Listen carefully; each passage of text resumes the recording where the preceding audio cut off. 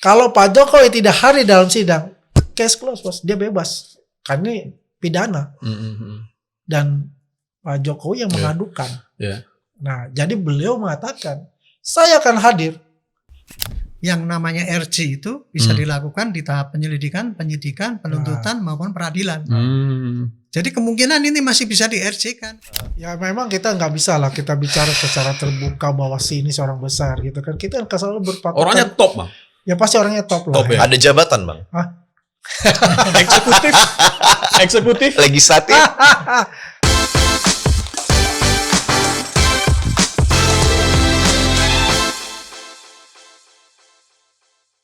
Kembali lagi di Real Politik. Di sini kita berbicara tanpa topeng, menelanjangi fakta apa adanya, dan di sini kita memandang Indonesia tidak hanya dari sisi idealnya, tapi juga dari realitasnya. Hari ini kita telah kedatangan dua tamu. Yang pertama Pak Irjen Pol Purnawirawan Arianto Sutadi. Terima kasih Pak Jenderal. Terima kasih diundang.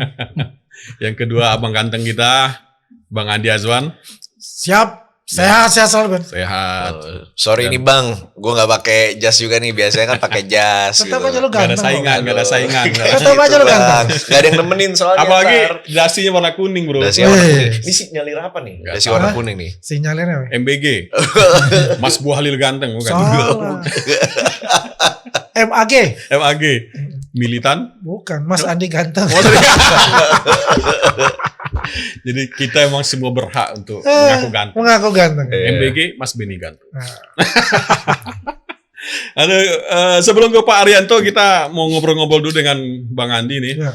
Beliau sekarang dapat jabatan baru ini. Apa tuh? Ketua Umum Militan Gibran Nusantara. MGN. MGM. Sudah bukan Joman lagi ya.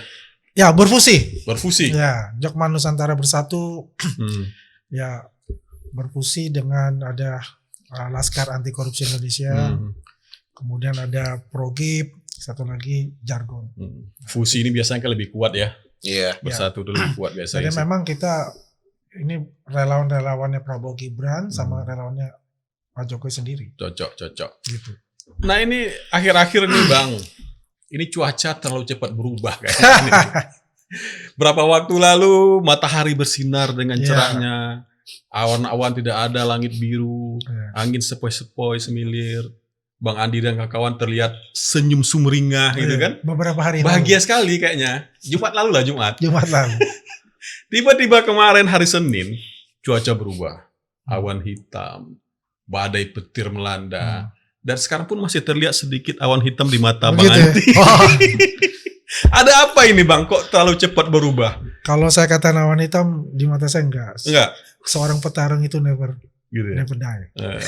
Selalu bertarung terus gitu. Siap memasuki turbulence ya? Iya, harusnya kan begitu. Turbulence. Pilot yang hebat itu kan harus dilatih dan turbulence kan. Sama juga dan nakoda yang hebat juga dilatih dengan ombak yang besar. Bertubi-tubi untuk itu. Jadi abang mengakui sekarang ada ombak besar ya? Jelas itu ya. Bagaimana ya antara politik dan hukum ini yang selama ini kita berharap bahwa hukum itu lebih tinggi daripada politik, ya sekarang berubah nih kelihatannya. Politik lebih tinggi pada hukum itu sendiri. Ya, banyak sekali ya kejadian-kejadian yang menggambarkan hal itu gitu, di masyarakat kita. Ya baru-baru ini juga kita lihat kan apa yang terjadi gitu kan. Ya, bagaimana satu institusinya Pak Arianto, Kepolisian Republik Indonesia dalam hal ini Polda Metro Jaya bekerja keras gitu kan untuk menyelesaikan yang namanya ijazah asli Pak Jokowi tuduh palsu case-nya ini, sehingga dapat diselesaikan lah ya secara terang benderang nanti di pengadilan seperti itu. Makanya yang kita lihat tanggal 19 Juni itu ya membuat kaget juga, membuat surprise juga semua orang kan, bahwa terjadi penangkapan gitu kan, di subuh hari itu kan, penangkapan kemudian dilanjutkan dengan penahanan.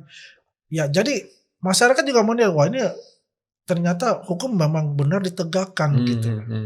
Cuaca cerah lah itu ya. Ya kita katakan artinya hukum itu di atas segalanya diterapkan pada saat itu. Sampai proses ya lucu juga sebetulnya prosesnya itu di rutan, ya dia masuk, kemudian penasihat hukumnya melarang, wartawan untuk mengambil gambar dan sebagainya, mendekat dan sebagainya kan. Ada suatu perlawanan itu. Yang pada dasarnya mereka ini besar karena media massa, baik mainstream maupun non mainstream. Kan mereka besar itu. Betul. Siang malam lagi ya. Bagaimana pemikiran masyarakat itu dikacau balaukan dengan narasi-narasi sesat mereka itu.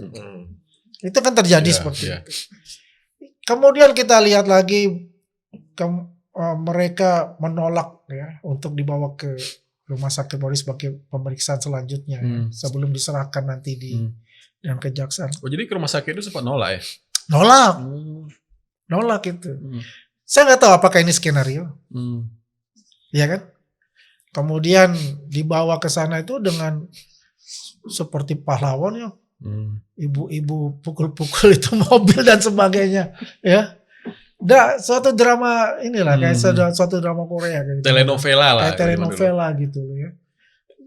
Ketika tiba di rumah sakit Bayangkara Polri itu, ya mereka diperiksa, tiba-tiba yang satu memang punya penyakit keturunan tuh, yang satu yang perempuan, Dokter Tifa itu keturunan dari Roy Suryo. Loh, iya.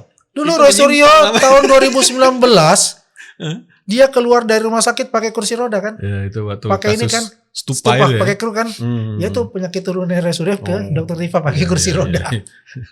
Turun kan dari atas. Diturunkan kan begitu ya.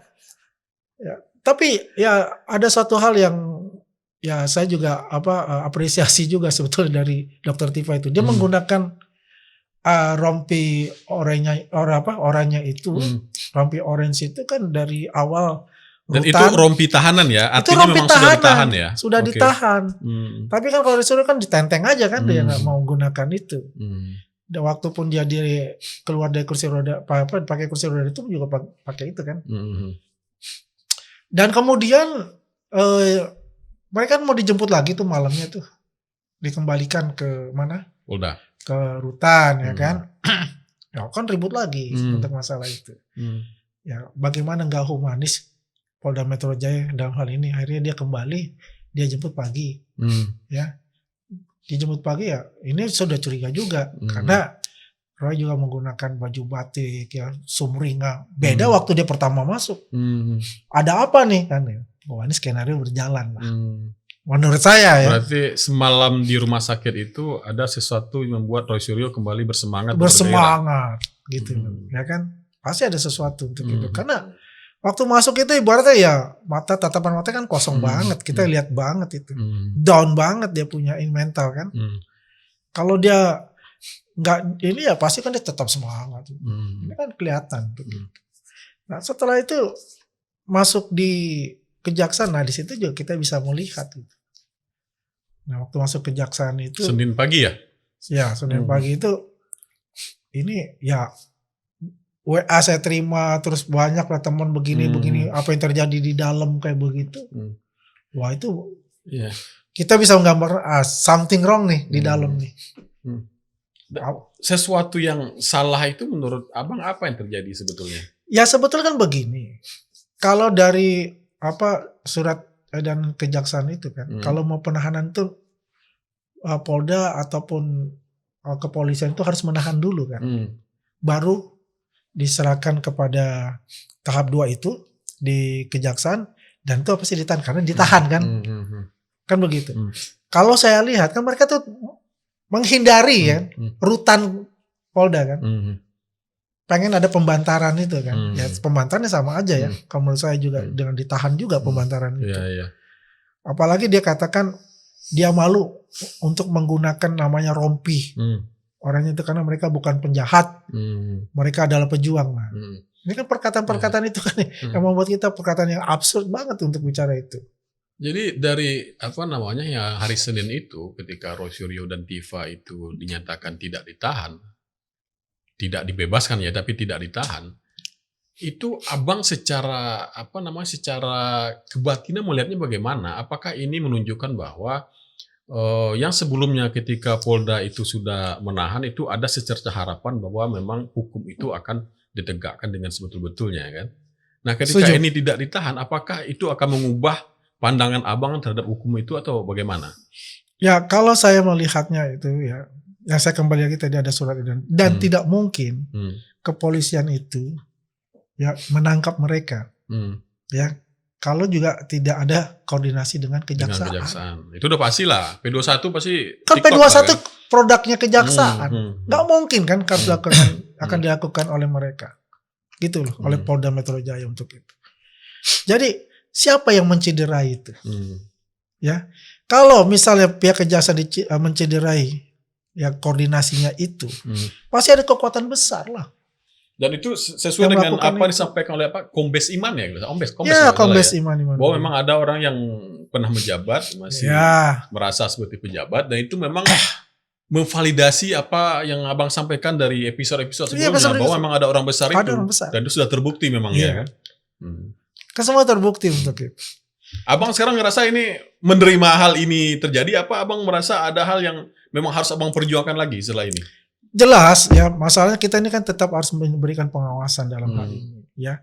Keputusan itu sudah ada, ya kita harus terima keputusan itu apapun. Tapi itu. pasti tidak puas lah ya dengan Kalau kita keputusan itu bicara semua masyarakat, ya. pasti juga merasa mereka tidak puas karena juga pasti ada suatu kecemburuan Ya, dong. ya. Ya, bagaimana tersangka-tersangka lain ya? Kalau misalnya orang biasa misalnya begitu, Nggak mungkin kan, secara seperti itu. kejaksaan apakah akan dilepas juga atau enggak gitu? Jangankan orang biasa, kita katakan mantan menteri, tetap menggunakan baju tahanan kan, Iya, tetap iya, masuk di penjara kan, Iya, iya. di rutan. Mhm. Tapi ini enggak loh gitu. Mhm. Dan itu siapa mereka? Dan itu perlakuan khusus ya? Sangat khusus, bukan khusus lagi, VIP. sangat khusus. VVIP, VIP. very important person. Oke, kita udah menangkap suasana kebatinan abang nih. Setelah kejadian ini. Kita ke Pak Arianto dulu nih. Pak Jenderal, apakah memang dalam prosedur pemindahan tahanan dari Polda ke Kejati itu memang mengharuskan tetap ditahan ataukah memang boleh dilepas seperti yang terjadi pada hari ini? Biasanya kejadian biasanya gimana gitu? Gini, sebelum saya ngomong itu biasanya sekarang kita definisi dulu ya penyerahan itu. Oke. Ya. Dalam prosedur penyerahan itu adalah prosedur di mana tugas polisi sebagai penyidik itu mau selesai, kemudian dilimpahkan kepada jaksa untuk penerusnya. Nah, di sini kan polisi sudah berapa bulan nih? Kalau saya bilang ini kasus karena kasus kenteng ya mestinya 2 bulan. 2 Bisa bulan 3 selesai. bulan lah ya. Iya. Tapi ternyata April sampai sekarang udah 1 tahun tahun lebih lebih. kan, Iya, gitu kan. Polisi sudah berjuang keras selama ini gitu ya, dengan sangat hati-hati menerpa serangan-serangan daripada pihak masyarakat yang anti Pak Jokowi gitu ya. Dia dengan berbagai manuvernya kan memframing bahwa aparatnya dibilang itu kriminalisasi lah, sewenang-wenang dan tidak menghargai HAM dan sebagainya gitu kan. Sudah berjuang lama. Ini sekarang sudah dinyatakan lengkap ini. 1 tahun. Kemudian kabarnya saya nggak ngerti ya, katanya mau Senin mau diserahkan kan gitu kan Pak. Disitulah polisi tidak mau ambil risiko. Kalau nanti kemudian diserahkan sana, mau diserahkan sana, bocor seandainya. Dia lari. Iya. Kan Kalau tanpa, kabur gimana ya? kan tanpa kerjaan kan gitu kan. Betul. Itu jadi ini polisi sudah penantian sudah 1 tahun lamanya. Kemudian akan direncanakan Senin dikasihkan. Kebetulan kan dimintaannya Senin, nggak Rebo. Kalau misalkan Rebo mungkin dia ngambilnya hari Selasanya atau Seninnya gitu. Ini kan karena Senin mau diterima. Kalau saya jadi penyidik pun, saya nggak berani ambil risiko kemudian ya deh nanti kita ambil atau kita panggil gitu. Jangankan dipanggil ya. Nah sekarang dia sudah bukti 700 saja dia mengatakan dikriminalisasi. Iya. Kan itu perhitungannya kan kayak gitu. Jadi dia melihatnya gitu mestinya. Penyidik tidak mau ambil risiko, pokoknya besok Senin itu harus orangnya sudah ada. Cara-caranya yang ada ya itu ya cuman itu ditangkap. Logis sekali ya. Nah, kemudian mengenai masalah penangkapan itu. Kenapa kok bisa ditangkap? Uang dipanggil aja kan itu kan gitu kan. Ya itu kalau dari sudut pandang mereka kan gitu kan. Tapi kalau dari sudut pandang ini yang pro Jokowi kan gimana sih mereka itu setiap hari saya menghina dia nggak merasa menghina kok. Dikriminalisasi kan gitu kan.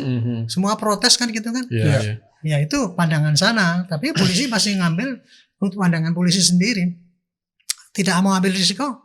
maka dia harus keep dulu. Mhm. Dan kemudian kalau dia menangkap dan menahan, tidak salah polisi. Mhm. Karena yang ditangkap itu kan tersangka. Mhm. Kemudian kalau didebatkan bahwa tersangka itu, kalau orang yang mau ditangkap itu harus misalkan tidak kooperatif, akan lari, kayak teroris dan sebagainya, itu baru tangkap. Kalau ini kan cuma pelanggaran ringan, gini-gini. Yang penting tersangka atau bukan. Ya. Itu aja. Ya. Orang yang mau ditangkap itu syaratnya harus ada 2 alat bukti kan. Nah itu sudah memenuhi syarat, di situ polisi, dan kemudian masalah menahan dan tidak itu ya gitu. Kalau yang namanya menangkap itu kan menaruh orang Mhm. di bawah kekuasaan kita supaya dia tidak mengganggu penyidikan kalau polisi. Mhm. Kalau jaksa supaya nggak mengganggu penuntutan kan gitu. Mhm. Makanya polisi berpikir ini saja. Ya pasti ditangkap kan ada waktu 24 hari. Mhm. 24 jam. 24 jam kemudian nanti apa ditahan apa tidak kita lihat perkembangannya kan gitu kan. Kalau dia ditangkap baik-baik gitu, ya Pak, saya nunggu sampai Senin gitu, ya mungkin polisi waktu itu tidak tidak ingin menahan dan sebagainya mungkin.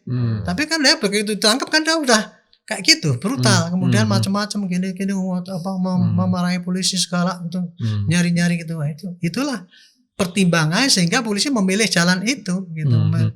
Jalan yang menurut dia tidak salah. Nah, kalau mereka itu menyangka itu ada salah, ya tinggal di peradilan bisa.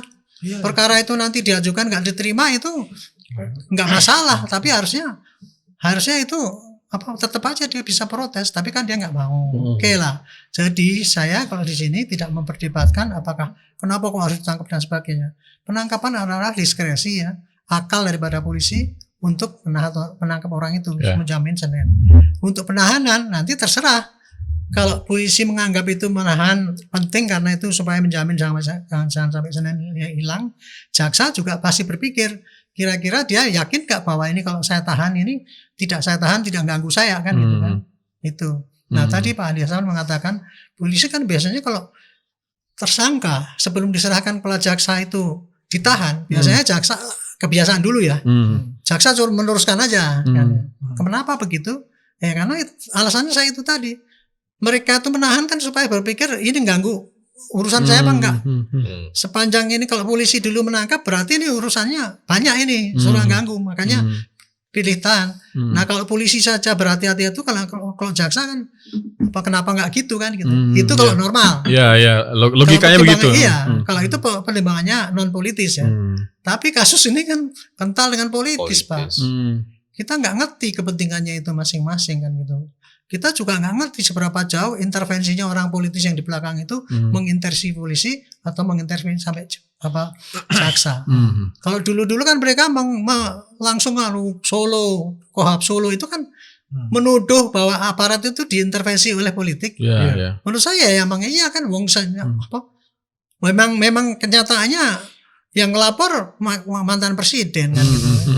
Iya kan, pasti ada pengaruh politiknya kan ada kan gitu kan, pasti ada, pasti ada permintaan itu ada, misalnya minta diperiksa di Solo gitu, jangankan bekas presiden, orang sakit pun boleh Pak, misalkan kita sakit kemudian didatangi Pak saya sakit, saya periksa di sini boleh gitu, tinggal penyitiknya ada waktu apa enggak, cuman gitu doang gitu.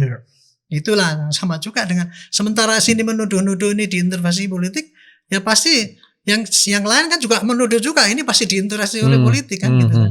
Contohnya ketika dulu mau ditahan yang pertama kali ketangkep dulu, sudah mau ditangkap, jebret ternyata nggak jadi. Ada telepon dari DPR kan gitu kan. Itu kan ada itu yang di awal-awal itu ya. Itu kan itu kan intervensi bentuknya gitu. Nah sekarang ini kemarin juga gitu sama juga. Ya yang waktu isu warna biru ya. Ya itu saya dengar kayak gitulah kan gitu. Saya dengar itu katanya waktu itu udah mau ditangkap malam-malam gitu. Tiba-tiba jebret nggak jadi kan. Nah waktu itu saya syukur tidak ditangkap. Saya bilang itu ini sementara Pak ini kenapa kok nggak ada saya bilang Pak kalau polisi itu mau nangkep bodoh polisinya. Karena bukan nanti kalau 20 hari selesai urusannya. Iya, kalau enggak kan kemarin terpaksa habis masa penahanannya 20 tambah 40 masih belum selesai dan memang iya kan. Iya. Dulu mulai dari ditangkap pertama kali itu kan bulan berapa? April nggak salah ya. Enggak Bukan. apa-apa. Kira-kira ya bulan Agustus atau berapa lah. Oh, yang tahun lalu Iya, ya berarti. iya. Kan lebih daripada Iya, iya. berapa satu hari. Untungnya waktu itu saya bersyukur nggak ditangkap. Bagus itu karena apa? Tidak di bawah jebakan kan gitu kan. Iya, jebakan. Jadi ternyata iya lebih daripada 20 hari sampai berapa ini berbulan-bulan nggak selesai kan. 4 bulan lebih itu nggak selesai. Coba kalau dulu ditangkap sudah keluar lagi, malu kan kita. Bebas demi hukum karena Polisinya malu. habis kan gitu. Ya itu. Oke lah. Nah, sampai saya yang kemarin ini, yang belakangan ini, ketika saya di mana-mana ditanya itu saya tanya lagi apa? Saya masih ngomong lagi ini ya. Kalau masalah pelimpahan ini, saya lega banget karena apa? Selesai tugas polisi kan? Iya, selesai. Dan selesai tugas saya untuk mencerahkan pada rakyat. Bahwa selama ini karena gini, strategi yang dikerjakan oleh mereka itu, mereka kan memframing, Pak. Memframing apa aparat itu aparat Iya. aparat anunya Solo ini Iya. terus kemudian apa enggak profesional dibilang gitu kan. Padahal kita sudah lebih profesional itu karena minta gelar ulang pun dikasih. Semuanya Minta dikasih ya. perbandingan lapor dikasih. Itu coba itu kurang apa kan gitu kan. Itu masih dibilang ini. Nah, kemarin begitu tangkap, ini sewenang-wenang aparat sidikta kan gitu kan. Itulah kayak gitu yang terjadi. Jadi untung sudah kepada jaksa. Jadi bagi tugas polisi yang penting udah diterima aja itu. Sekarang bola panasnya di Ya jaksa. kan udah Ada jaksa. kejaksaan. Nah, kan nggak Kejaksaan. bisa lagi. Kalau sekarang ini kalau mereka menyerang polisi, saya udah bilang polisi udah ya udah serang, silakan aja serang biar rakyat tahu lah mana yang benar mana yang salah kan gitu kan. Saya juga gitu. Kalau kepentingan saya yang penting ini kasus begitu dilemparkan ke sana berarti langsung dong ke pengadilan. Untungnya kemarin jaksa juga agak gentle menurut saya sih ya. Di samping dia ngomong mengenai kenapa tidak ditahan karena sudah banyak yang menjamin sehingga tidak ini, cuman dia masih menyebutkan gini bahwa ini patut tidak melarikan diri karena ada yang menjamin dan dengan catatan tidak mengulangi perbuatan lagi kan gitu kan. Itu salah satu rambu-rambu lah untuk ini gitu kan. Ada yang menjamin keluarganya ini sehingga ini kita tidak perlu tahan. Saya udah menduga waktu itu pasti kayak gitu yang terjadi karena apa? Nggak akan mungkin bersih nih Pak. Diserahkan sana nih yang intervensi itu kan nggak akan mungkin bersih kan. Yang dulu ini nggak boleh nahan, Hand of pas God-nya sini banyak ya. suruh lepas kan gitu. Dan jaksa juga waktu itu akan melihat-lihat kan, ketika mau ditahan kan, waktu di polisi ditahan apa tidak kan ada pertanyaan gitu kan. Nah kan jawabnya tidak ditahan. Nah berarti jaksa kan bisa beralasan. Nah di polisi aja nggak ditahan kok, berarti saya nggak ngapain nahan kan gitu. Tapi pada kenyataannya padahal polisi dihujat kemarin itu karena polisi kenapa mau nahan, sedangkan jaksa ini manusiawi nggak menahan. Itulah inilah triknya. Triknya. Apa yang terjadi framingnya yang di belakang itu politiknya gini. Saya perlu ngomong ini supaya rakyat tahu ini loh. Gitu. Trik-trik kayak gini ini tidak sebelah, dua-duanya ada intervensi gitu. Makanya dari pertama dulu saya bilang ini kasus ini mestinya 2 bulan selesai, tapi nggak akan mungkin selesai karena ini politik. Politik itu ingin memperpanjang ini durasi daripada ini. Cuman saya leganya, untungnya lagi jaksa tadi ngomong, oke, tidak perlu ditahan, tetapi kemudian dalam 1 minggu ini kita sudah menetapkan pengadilannya di sini. Itu kan berarti kan dia menjamin bahwa kasus itu mau diterusin. Jadi harapan untuk mau dideponir ataupun dihentikan di penuntutan itu kelihatannya kalau jaksa sudah ngomong gitu kan arahnya kan kayak gitu. Kalau jaksa kemarin nggak ngomong, oke Pak ini nggak kita tahan, kita akan pelajari nanti berkasnya itu. Itu mungkin ada kemungkinan akan dihentikan di penuntutan. Iya kan? Tapi kemarin kan enggak. Itulah lega saya. Katanya mau di pengadilan Jakarta Timur ya? Iya, sudah sebutkan kejaksaan, sudah sebutkan negeri Tapi sini. tadi pagi Kemudian katanya saya dengan salah satu ini mohon maaf. Ya. Katanya pengadilan negeri Jakarta Selatan kata salah satu. Ya mau di mana pun mau di Bukan Berarti terserah. belum fix ya? Yang penting jaksa sudah menunjukkan bahwa ini akan kita periksa secepatnya. Iya, betul. Kan? Itu poinnya. Ini mestinya yang diterima itu Pak Andi. Itu. Jadi secepatnya. Harapan kita memang ini harus cepat-cepat Pak dipersidangkan gitu Pak. Karena kalau enggak ini ada alasan terus untuk goreng-goreng ini Jadi penonton juga harus tahu nih Pak Jenderal. Jadi kalau memang mau langsung di pengadilan itu berarti kabar baik akan berlanjut. Iya. Tapi kan ada opsi lagi kalau nggak berlanjut tadi. Kayak deponering gitu. Itu Ya, masih Pak, mungkin deponering itu kan menyampingkan perkara seolah tidak ada kan itu ya deponering ya. Dan memang masih ada kemungkinan itu nggak sebelum dilakukan pengadilan. Ini masalahnya ya. yang namanya RJ itu bisa dilakukan di tahap penyelidikan, penyidikan, penuntutan maupun peradilan. Jadi kemungkinan ini masih bisa di RJ kan, karena apa, kasusnya kan di dalamnya kan pasalnya kan macam-macam itu. Tapi Ada kalau yang ini, RJ kan ada ini. kalau Pak Jokowinya mau tapi kan. Ya makanya itu Iya. yang saya bilangin. Kemungkinan RJ itu masih boleh di penuntutan, tapi Kemungkinan masih, ya. syaratnya itu harus ada perdamaian. Betul. Gitu kan gitu. Tapi berarti kan kemungkinan masih ada Masih asal ada, memenuhi oke. syarat gitu. Hmm. Atau dihentikan penuntutannya kalau dianggap alat buktinya kurang. Ya. Jaksa masih bisa itu Masih bisa. berpendapat, tapi Walaupun sudah kemungkinannya P21. kemungkinannya kecil karena apa? Sebelum dia mengatakan ini alat buktinya kurang, kan sudah koordinasi. Akhirnya sudah di P21. Iya. Ketika menerima itu kan jaksa sudah menganggap itu lengkap kan gitu kan. Jadi kemungkinan kecil banget lah kalau termasuk itu ya. pasalnya yang dituduhkan. Yes. Nah waktu itu masih diperdebatkan nih. Kan kemarin kan apa ya, lebih 12 enggak kecuali kalau ITE-nya enggak masuk kan gitu kan. Waktu saya ditanya saya bilang, "Wah, saya lupa itu karena waktu itu saya enggak dengar jaksa bagaimana menerimanya." Tapi kemarin saya makin yakin karena jaksa saya terima pasalnya ini termasuk ITE itu gitu disebutkan. Ya. Berarti jaksa itu menyetujui berkas ini lengkap untuk pembuktian pasal yang 3 itu tadi kan gitu kan. Jadi kemungkinan untuk dihentikan jaksa kurang alat bukti kecil. Kecil sekali. Adanya cuman kalau ada kemungkinan RJ. Deponering ya. RJ. Enggak deponering, Pak. Kalau deponering itu kan kalau dihentikan karena perintah jaksa Jaksa agung. Agung aja yang bisa. Tapi kemungkinan itu masih ada kalau Ini Jaksa Agung. mengganggu masalah yang luas dan Ketertiban sebagainya. umum, itu ganggu politik ketertiban lagi umum. sudah. Politik itu ya. politik. Tapi peluang itu tetap ada. Saya tidak tahu persis ya, apakah undang-undang deponering. Saya soalnya nggak begitu baca KUHP yang baru. Tapi yang setahu yang saya itu alternatif untuk menghentikan itu perkara itu adalah pakai RJ itu tadi yang bisa di penuntutan. Kalau sudah ada ketentuan RJ di penuntutan, kita ngapain bahas-bahas deponering lagi? Iya. Kan gitu kan? Deponering itu hanya boleh jaksa agung Pak yang menghentikan, bukan jaksa. Ya, betul. Nah, sedangkan RJ itu jaksa pun boleh. Nah, berarti kan yang ini aja berlaku kan kita kan nggak perlu apakah deponering ada. Jadi yang kita perhitungkan cuman yaitu dihentikan karena RJ. Itu aja kemungkinan yang paling besar itu. Saya tadi tonton scrolling di media sosial, itu ada Bang Egy juga tuh komentar, katanya ketika polisi sudah menahan itu lalu menyerahkan ke kejaksaan, lalu kejaksaan tidak memutuskan untuk tidak menahannya, itu seolah mempermalukan polisi katanya. Nah, menurut Pak Jenderal gimana? Itu kan bahasanya Pak Egy. Ya ada seneng-senengnya kayak gitu-gitu ya. Itu pendapatan beliau. Itu udah saya katakan dari tadi. Kebiasaan yang saya alami dulu itu dan penyidik itu selalu akan, kalau tersangkanya ditahan pasti jaksa akan meneruskan. Tapi kalau itu kemudian kalau ini jaksa polisinya menahan, kemudian jaksa tidak menahan, itu mempermalukan polisi. Kalau saya kok nggak kepikir ke situ saya. Tapi kemungkinan itu juga ada. Kemungkinan kayak gitu juga ada. Karena dalam prinsipnya itu Pak ya, jaksa dengan polisi itu sekarang ini kan masih bersaing kan.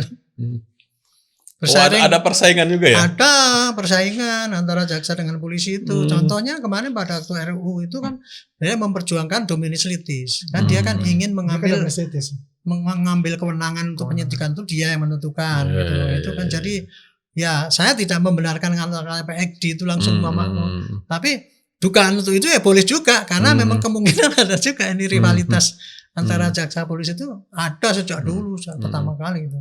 Tapi kalau masalah penahanan dilanjutkan apa tidak itu pikiran saya hanya ini pemikiran polisi pasti dipakai oleh jaksa gitu. Tinggal kepentingannya lah. Karena yang namanya menahan apa tidak itu tinggal kepentingan masing-masing. Kalau yang masing-masing menjamin oke lah ini nggak saya tahan, nggak ganggu, saya punya urusan nggak saya tahan. Tapi kalau kira-kira mau ganggu ya pasti saya tahan kan kewenangan dia gitu. Jadi Bang Andi, kalau saya ngelihatnya kan, sorry gue nanya lagi. Saya ngelihatnya ternyata badainya tidak sekelam itu ternyata. Karena apa yang dilakukan oleh kejaksaan itu sama dilakukan ketika polisi penyidikan, nggak ditahan kan.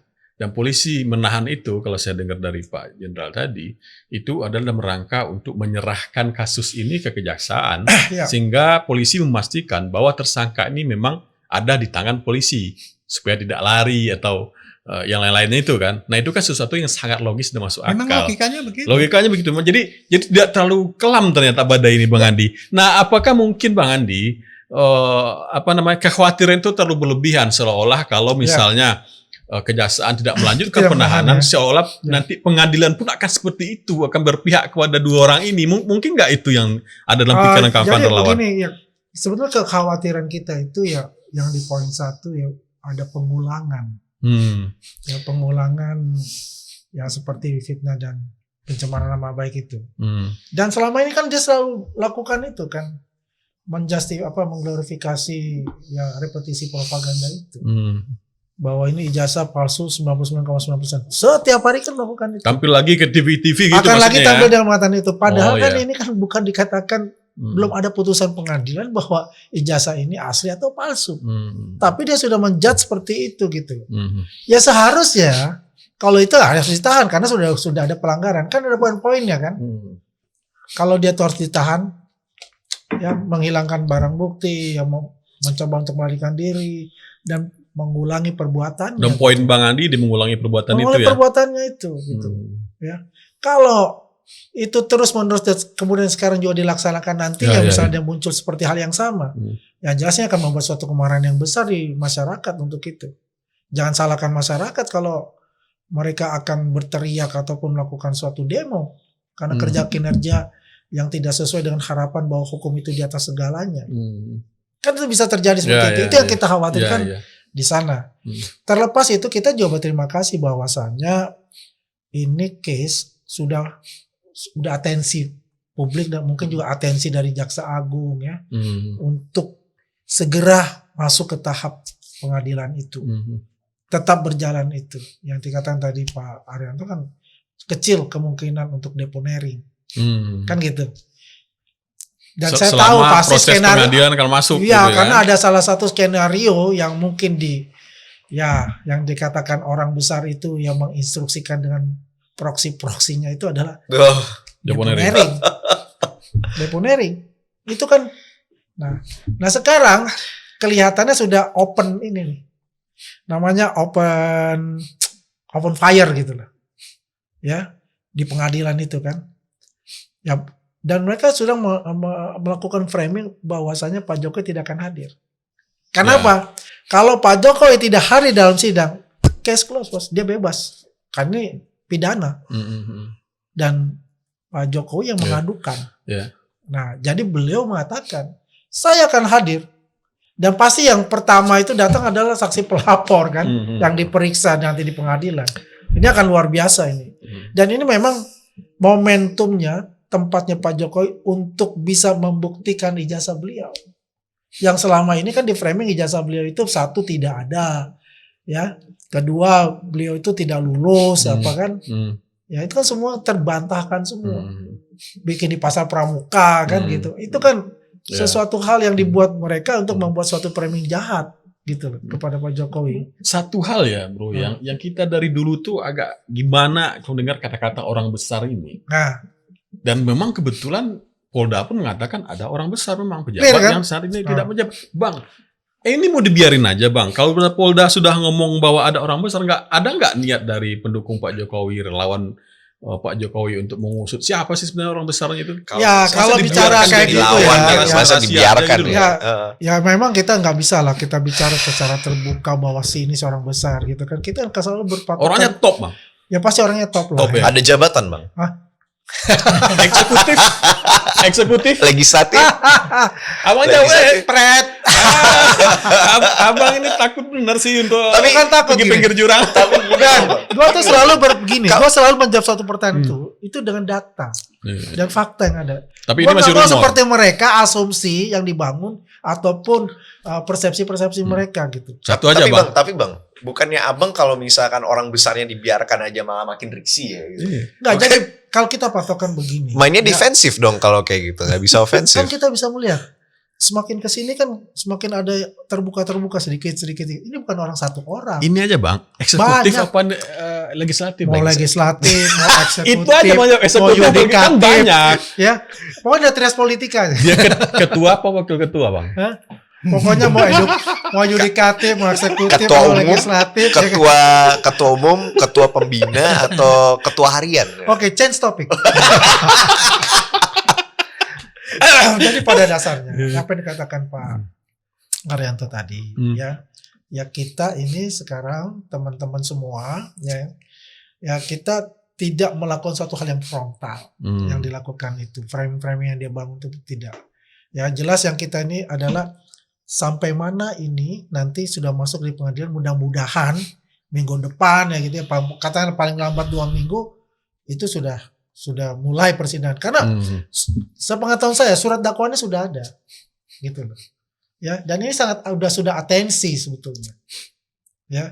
Jadi nanti pun entah itu nanti di PN Jakarta Timur atau PN Jakarta Selatan, yang jelas itu harus terutama keamanan ya di sana itu harus diperketat juga. Ya. Dan kita optimisnya kenapa? Kita mempunyai barang buktinya itu komplit. Dari beliau masuk kuliah sampai itu ada semua komplit. Dan selama ini mereka yang lakukan ya itu hanya narasi-narasi kosong dari mereka. Mereka tidak punya barang bukti. Mereka tidak punya saksi. Mana saksi dia? Nggak ada. Saksi kata begini, saksi waktu Pak Jokowi berkuliah dengan teman-teman dia nggak ada, nggak punya sama sekali. Makanya ada dualisme pada saat itu sebenarnya penasihat hukum mereka. Refli Harun tidak mau ini masuk pengadilan. Tetapi Khosinuddin bersikeras harus masuk pengadilan. Biar cair. Ya kan? Begitu dia lakukan kan? Hah? Itu yang dia lakukan gitu. Nah ini kalau kita lihat seperti itu. Nah sekarang narasi yang dibangun, Pak Jokowi tidak akan hadir, Pak Jokowi tidak akan hadir. Karena dia berharap kalau Pak Jokowi tidak hadir, ini selesai di barang, Mas. Tidak akan diteruskan. Bebas dia. Tapi Pak Jokowi akan hadir dan Pak Jokowi Saya akan lawan. Ya. Pak Jokowi kan tidak pernah seperti frontal kayak gitu. Ya.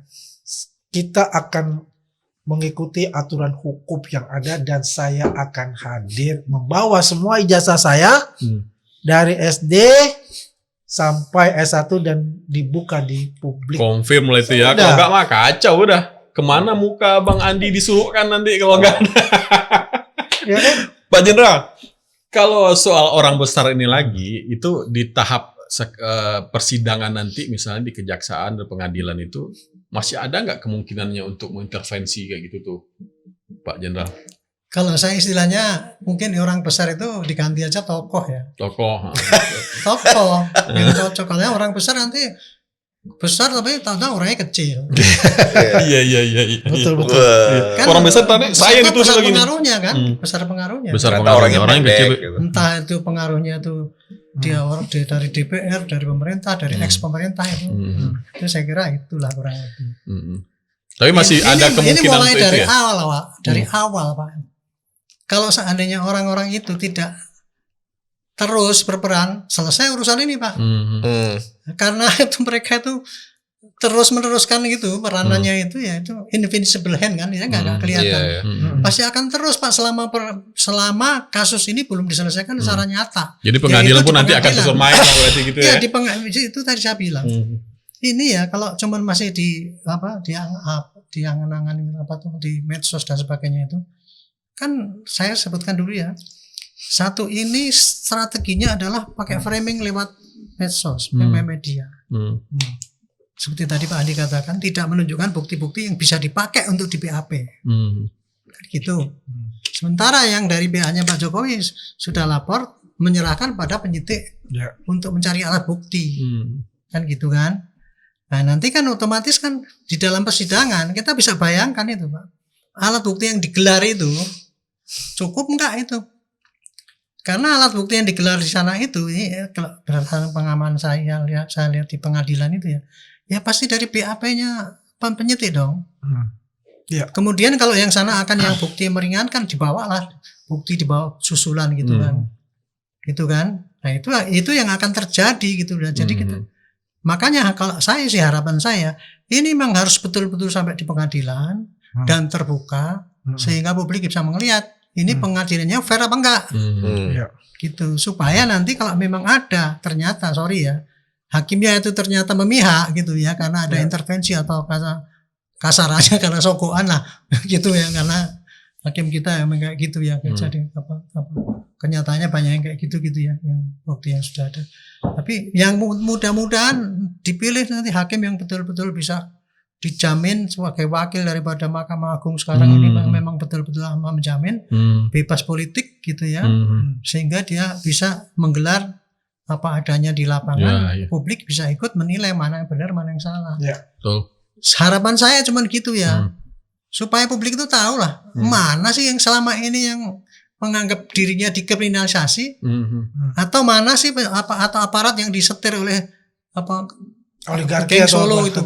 Kan itu kan geng Solo. Ada geng Solo, ada Parcok. Ya pokoknya selama ini sih kalau itu pengacaranya ngomong itu kan SOP model Solo lah gitu kan. Jadi, iya. KWP jadi Solo nanti dia bilang juga. kepentingannya Kurang antara ajar. itu Kalau Pak. besok. Itu jadi kembali ya tokoh besar itu pasti tidak akan muncul, tapi dia akan memperpanjang kasus ini. Yang penting Ya. kan rame di lapangan. Nah kalau itulah yang saya tentang, pembelahannya harus dihentikan Ya, dengan ya. isu ini. Ya. Gitu. Bang Andi, Hmm. kata Pak Jenderal tadi, jangan sebut orang besar, sebut saja tokoh. Karena bisa jadi orang tokoh itu badannya kecil, Ya. tapi Nyalinya pengaruhnya gede, besar, nyalinya nyalinya gede. besar gitu kan. Nah Bang, siapa sih yang disakiti Pak Jokowi Bang sampai bisa membuat kasus seperti ini berlarut Bang? Tokoh itu apa sih Bang yang disakiti Bang? Aduh Ben pertanyaanmu Ben menjebak-jebak.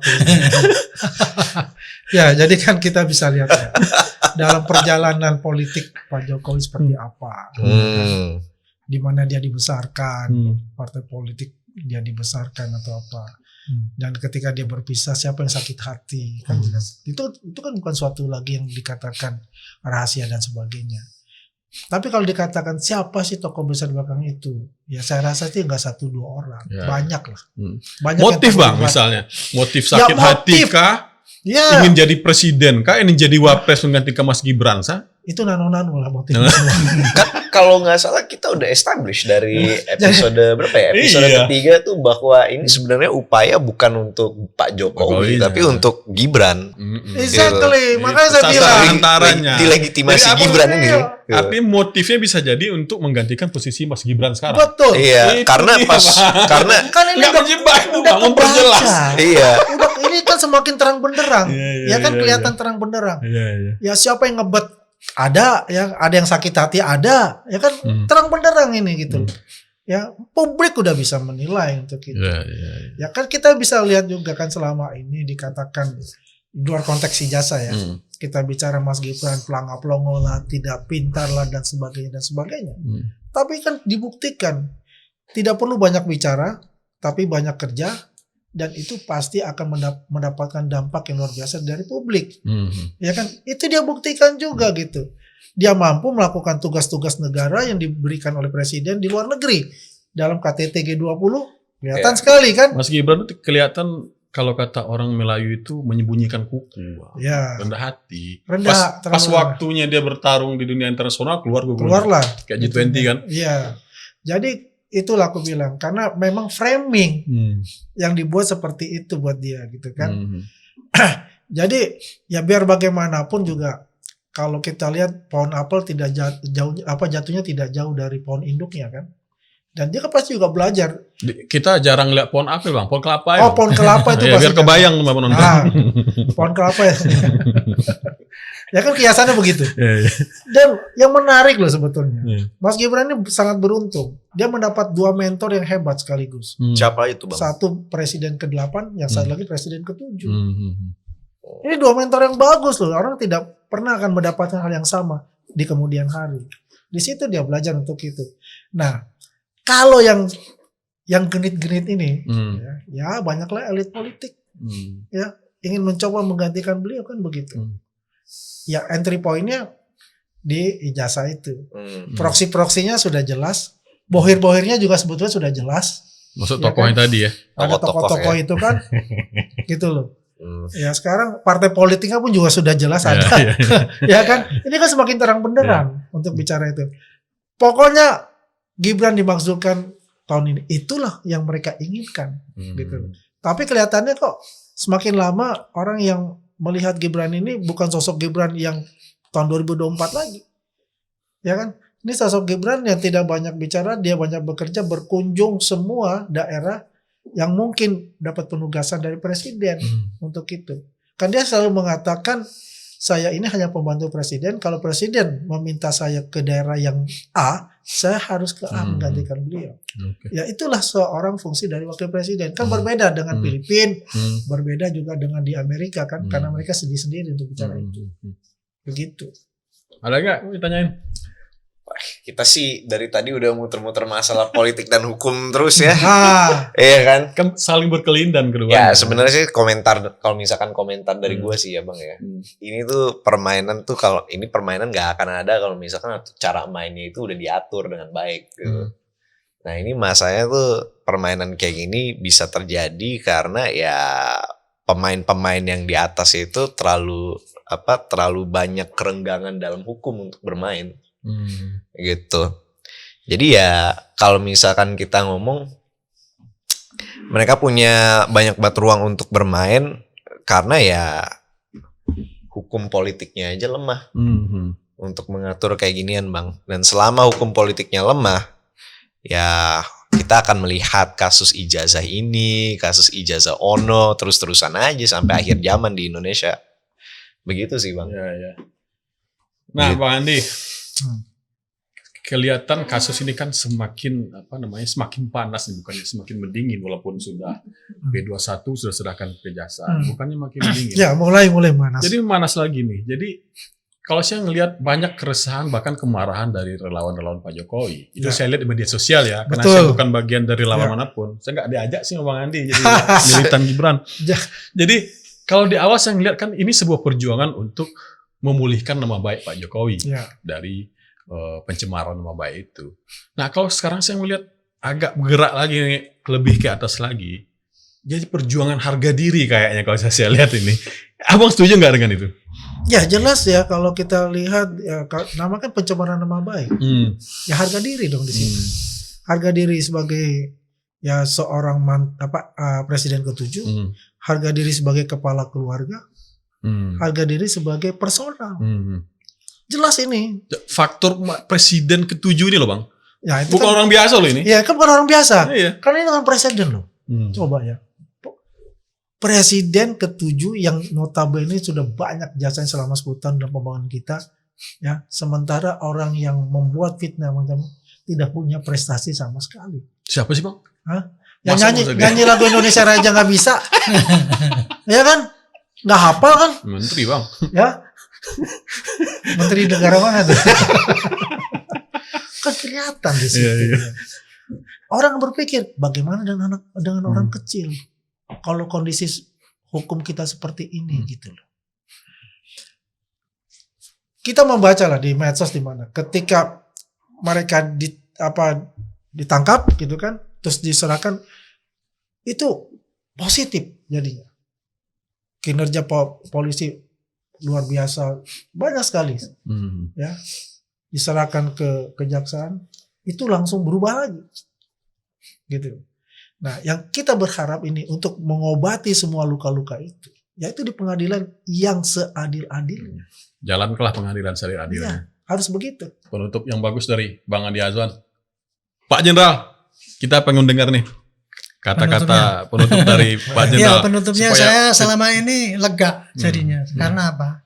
Sejak saya pertama kali membahas ini bulan April, saya sudah punya teori bahwa ini yang terjadi bukan semata kasus tuduhan ijazah palsu, lawan orang membutuhkan secara ilmiah bahwa itu memang betul-betul palsu. Itu kan entry point yang terjadi. Tapi yang sebenarnya terjadi adalah ini antara kelompok orang yang dulu pernah disakiti oleh Jokowi sehingga membenci, pendam, melawan kelompok yang tidak mau Pak Jokowi itu disakiti oleh orang lain. Nah, terus kemudian entry-nya adalah tuduhan ijazah palsu. Sementara yang dari ini yang menuduh ijazah palsu itu, dia pakai memframing lewat medsos, menyampaikan apapun teori menurut dia, yang kalau saya lihat pandangan saya itu banyak teori yang sebetulnya tidak tepat, tetapi karena berulang-ulang terus, akhirnya banyak rakyat yang terpengaruh. Nah, sementara dari Pak Jokowi sendiri, dia sudah lapor ke hukum dan mempercayakan kepada proses hukum yang ada. Ya. Saya tidak terimanya ini Pak, karena apa? Akibatnya terbelah menjadi dua. Polarisasi. Antara ya polarisasi pendapat yang tadinya orang yang netral pun lama-lama ikut-ikutan juga. Ini berarti ini Pak Jokowi ini orangnya brengsek gini-gini tapi dilindungi oleh kelompoknya kan gitu kan. Gitu loh, gitu kan. Terus sementara ini Pak Jokowi ini memperjuangkan hukumnya kok kemudian kok digitukan kok tidak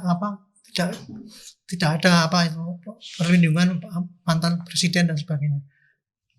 Dengan perbedaan cara membuktikan itu nggak akan selesai Pak. Kalau dalam orang dunia ini Pak, kalau sudah ada sengketa ya hukum selesainya ya pada hukum. Nah, itu. Nah, perjalanan hukumnya inilah yang berlarut-larut karena apa? Sementara ini sudah melaporkan percaya pada ini langsung bilang ini aparatnya nggak benar lah, ini aparat ini dan sebagainya, sehingga berlarut gitu. Untunglah setelah 1 tahun lebih ini kemarin kok pendingnya pada ini udah masuk ke kunci pengadilan, sehingga tinggal kalau dulu itu mungkin tahun, sekarang mungkin tinggal minggu atau bulan ini untuk menentukan mana sih yang betul. Cuman lihat nanti persidangan ya, mungkin tafsiran saya sih mungkin paling cepat 3 bulan 6 bulan tafsiran saya kan. Lama juga ya. Ya gimana buktinya 700 saksinya 130. 130. Oh iya. Masih panjang Bang jalannya Bang. Jessica yang saksinya cuma 6 orang aja setahun. Setahun loh. Ya. Iya. Kan gitu kan. Nah ini kira-kira ini ajaran saya ya. Masih lama akan berakhir Masih ini. lama masihnya rame-ramenya itu. Jadi keramaian ini masih bisa ditahan lama sambil ini. Tapi walaupun lama ini beda karena apa? Nanti kalau sudah di peradilan sana kan kenyataan Pak. Iya. Yang diomongkan bukanlah yang ngomongnya ini ngomongnya nuduh-nuduh ini. Iya. Digelar gitu. Digelar, Harapan betul. saya mudah-mudahan Pak Hakimnya juga orang yang hebat, pilihan, tidak takut dengan intervensi dari mana-mana, dan dia betul-betul atas nama Tuhan. Iya. Wakil Tuhan di muka Karena bumi. wakil Tuhan di muka bumi. Syukur Betul. hakimnya berani kayak Gus Nur itu, Wambala itu, berarti berubah kayak saya dulu itu. Kalau sampai saya curang 7 turunan anak saya mati terkutuk gak dapat rezeki itu. Nah itu baru mungkin. Mudah-mudahan kayak gitu. Iya. Saya lega Pak, karena apa? Keterbelahan itu akhirnya nanti bisa terbaca sehingga rakyat jangan sampai lagi berantem. Sekarang ini kita nggak ada apa-apa pun, saya dibenci sama teman gara-gara saya dianggapnya saya membelain Pak Jokowi. Dia akan terbul. Iya, saya Dan di pengadilan bukan lagi bicara asumsi tapi fakta yang akan dibicarakan. Fakta. saya Betul. dituduh sama Refli Harun penasihat ahli pembelain Pak Oh, Jokowi. iya. Coba. Apa itu nggak profesional? Coba. Gila. Dia tuh nunjukkan gini kan. Iya. Ini 3 nunjuk dia nggak profesional sendiri nih. Saya nggak profesional penasihat ahli, dia sendiri itu mantan penasihat ahli. Tapi dia kayak gitu. Ya itulah, jadi intinya saya Iya. lega karena kemudian ini keterbelahan ini berhenti dan kemudian presiden bisa fokus kepada menghadapi kesulitan-kesulitan yang lain, itulah jangan Ya. diganggu dengan itu. Ya. Oke bro, Oke, Mr. Buzzer. sepertinya kita udah berbicara banyak tentang benturan politik dan hukum gitu. Dan kita melihat di Indonesia nih ternyata nih lama-lama politik itu berada di atas hukum. Wah, Inilah real politik. Ini adalah real politik. ini dari politik. Tapi demi kemajuan bangsa kita harus berdoa agar hukum kembali di atas politik. Iya. Dan dengan ditangkapnya ini apa teroris-teroris ini nih, ya hukum akan Besok balik lagi udah ke ada. waktu situ. Roti ya. Roti ya. Dan roti ini kembali lagi ke jeratan hukum. Kita akan melihat bahwa hukum akan di atas politik lagi. Semoga seperti itu. Dan kita akan menutup episode kali ini. We will see you in the next episode. Bye-bye. Bye-bye.